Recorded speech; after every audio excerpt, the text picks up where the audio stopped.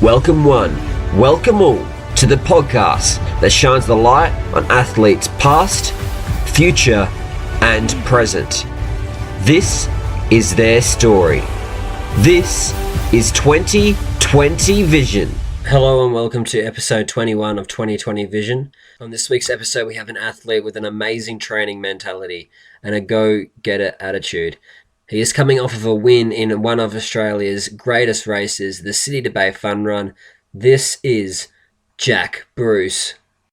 Jack Bruce, I thank you very much for joining me on my podcast, 2020 Vision. Do you mind starting off with how the weekend went for you, which was the City to Bay Fun Run? Yeah, so I didn't really have. I had just a plan to run with the pack and then just assert myself the last 2K. That's kind of what my coach Nick Bedono sort of sussed out as far as a race plan goes. It started out all right. I mean, apart from Harry taking off the first half of the race, pace we held. Myself and David Neal at the front of the chasing pack held a pretty. I think we were holding like 255, 256 per K, something like that. So nice steady pace, nothing too crazy. And then we just slowly squeezed the trigger a bit more as we sort of went through halfway. We were keeping an eye on Harry at the front. I had a plan to catch up to him had he stayed in front, but I think he found it a bit tough out there after about 7 or 8K through the race, and then we were able to just sort of move up and move past him at about 9K. But the race was really good. I haven't run 12K before, so I was I wasn't too unsure of myself, but there's definitely a little bit of like lingering, lingering thoughts of making sure I didn't do anything stupid and making sure that I actually finished, be able to handle the distance properly and, not blow up at 11K or anything like that. But other than that, it was a good run. It was a really good event, and I enjoyed myself. That's right. What do you think of the actual course itself? Because it does go up that Anzac Highway. It's a bit of it's an interesting one. What do you think? Yeah, it's. Everyone says it is downhill. I mean, it is if you look at if you look at anyone's like Strava data or anything like that, the course does go downhill. It doesn't. You run a long way down that Anzac Highway, so it's a bit daunting, and so you don't want to let that sort of that massive long straight road sort of get to your head, which is good for me. I think it was good for me running in a pack. It just you're focused on running and staying in the pack and staying in your rhythm. You don't have a lot of time to sort of look at the long straight road ahead of you. But the course itself is nice. Like just speaking of the downhill again, I think when you're in the moment, it just sort of feels like a long flat road. But it definitely, like when you're running down it, you can get into a good rhythm and you can just sort of hold it, and which is really good. So it's not a course that really breaks your rhythm up a whole lot. So you can, providing you run smart and not like overexert yourself in the first bit of the race, you can get in there and run a good time. Because I think as you probably saw with Harry, you can, if you go out a bit too hard, then the second half of the race can be pretty tough, especially with it being 12K. No, exactly. Now, you don't jump into this race without any training. Do you mind telling us how you began on the road to achieving such distances? Like, where did it all begin for you in athletics? So I'd say I started taking running seriously when I was about 16, 15, 16, yeah, probably about, maybe just a little bit before 16, but around that age. That's when I started probably training seriously. Before then, I used to do it just in conjunction with all the other sports I did in high school, and particularly cricket and tennis.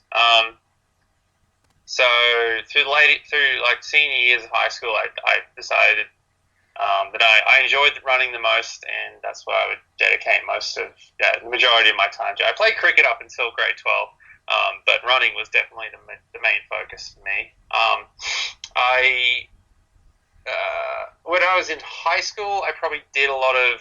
My mileage was not that high. I don't know many people who is or whose mileage is really high in high school. But mine wasn't. It wasn't really that high. I did some, and a lot of the training sessions I did. Probably did a lot of 400s when I was a kid. And yeah, so that was mostly throughout high school and a little bit sort of immediately after high school. And then after that, I went over to college in America.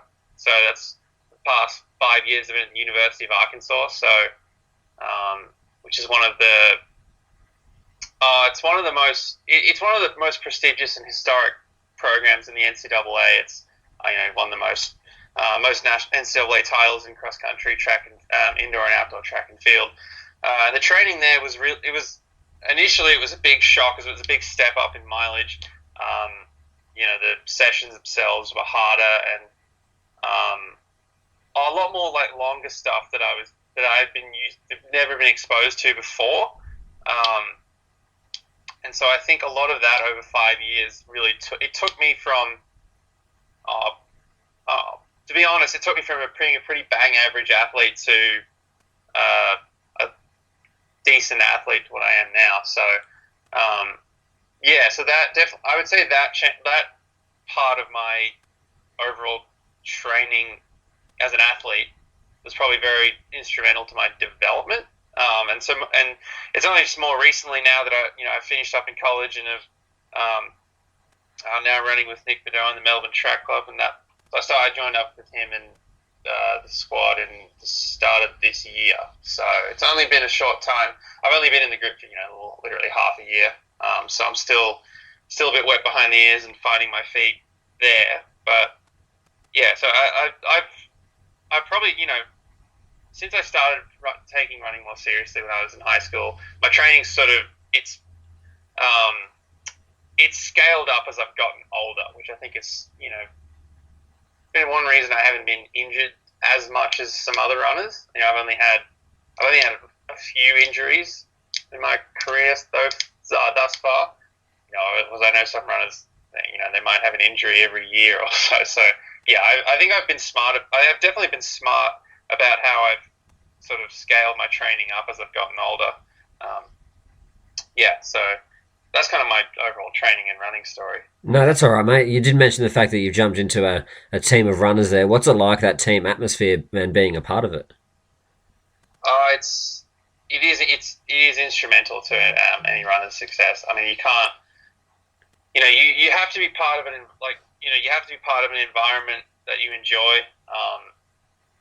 And it's made so much better by having by being in a group of guys, or just a group of runners really who all share the same vision and similar goals to what you do. And so it's having that environment just it just amplifies all the hard work you do. And I mean, it is like I said, it's really instrumental to any athlete's success. There's very few runners that are like really successful who do everything on their own. Like I'm doing a lot of my running on my own at the moment, but that's just more by circumstance rather than by design. Most of the group is over in Europe at the moment, a few in Melbourne, but we'll all be together.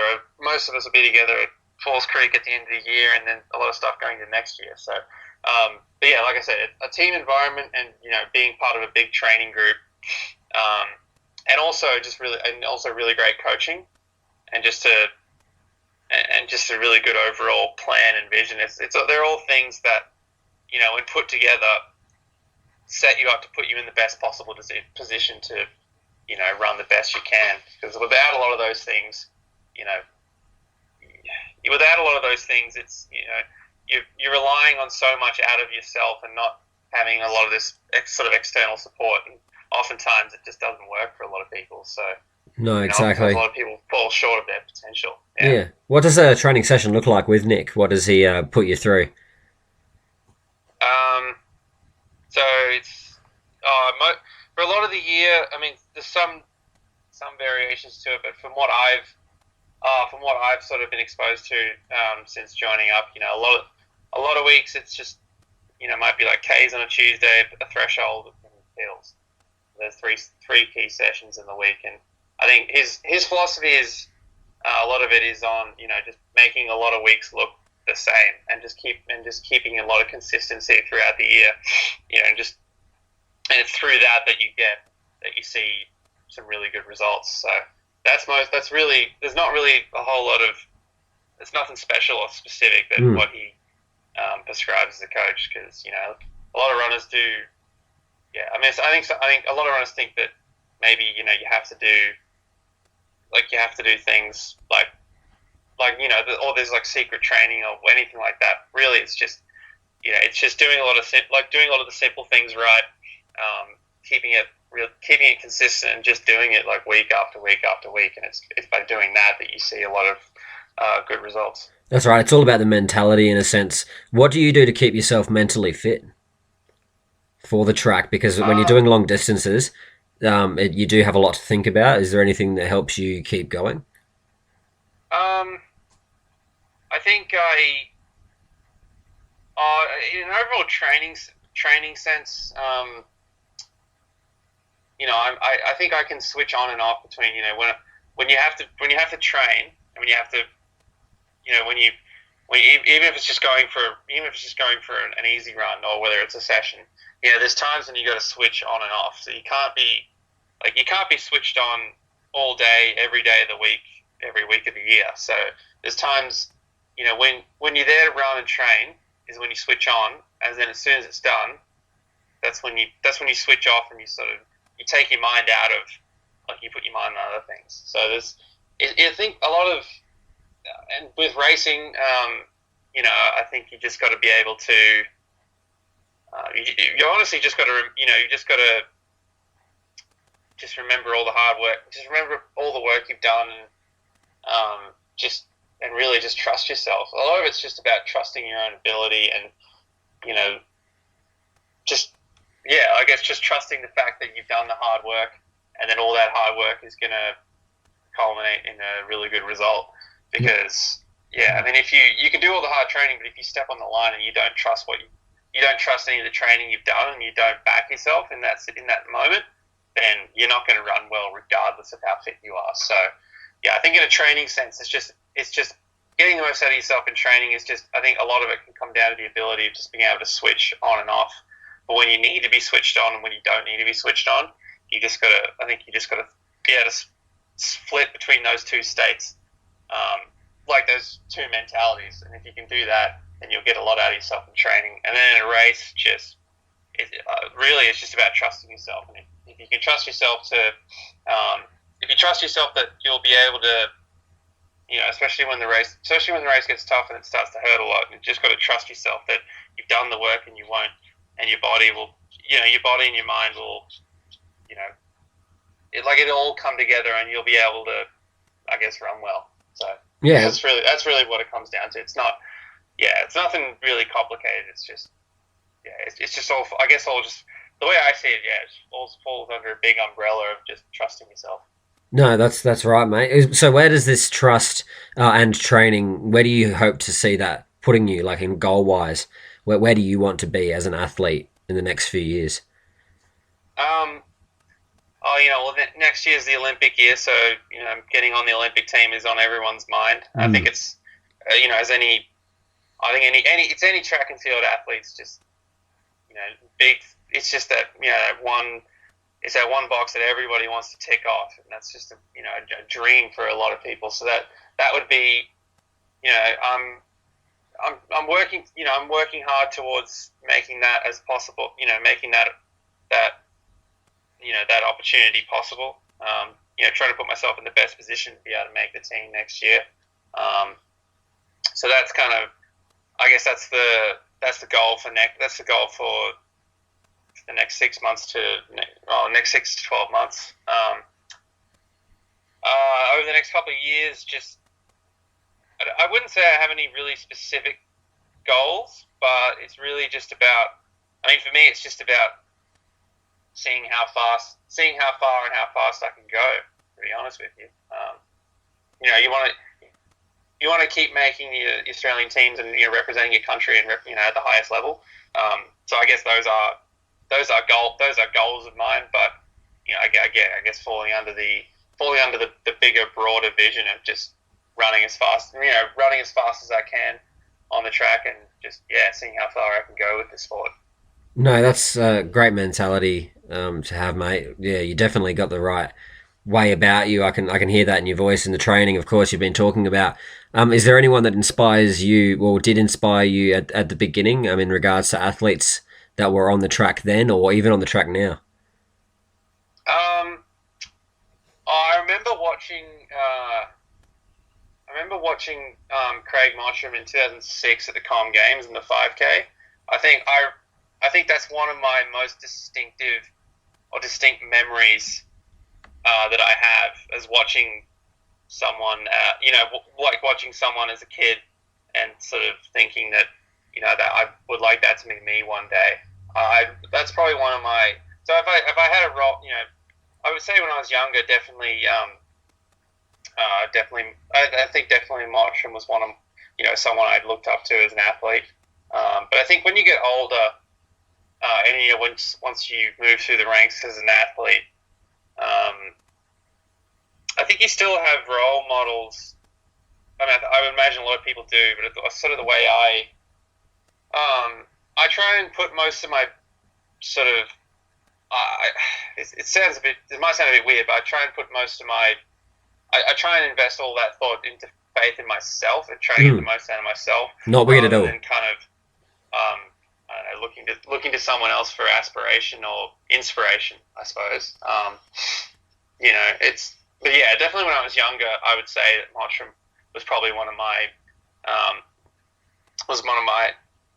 definitely one of my role models or idols as a kid. I was a little young when Cathy Freeman won gold in Sydney, so a lot of great Australian athletes back around the Sydney Olympics. I was probably too young to really remember a lot of that. Like I said, one of my first real running memories of watching an Australian athlete was Mottram at the Com Games. Yeah, he definitely did stand out with his tall stature. I remember watching him myself. I had a poster actually that was in the Herald from Melbourne in those Commonwealth Games, and I remember, how much he dominated in a sense. And that's cool that you look up to him. But as well as what you were saying there in regards to yourself, that's awesome that you feel that as well. What last question here? What are some words of advice that you have to offer to younger athletes that are looking to get up and running and started? I would say, if there's any advice that I don't know, I guess I wish. Well, I was going to say I wish I would give myself, but I don't know. I think the main thing is really that to be successful in running, you've got to enjoy what you do, and you've got to enjoy the environment that you're in. And I think that goes for most sports. So if you,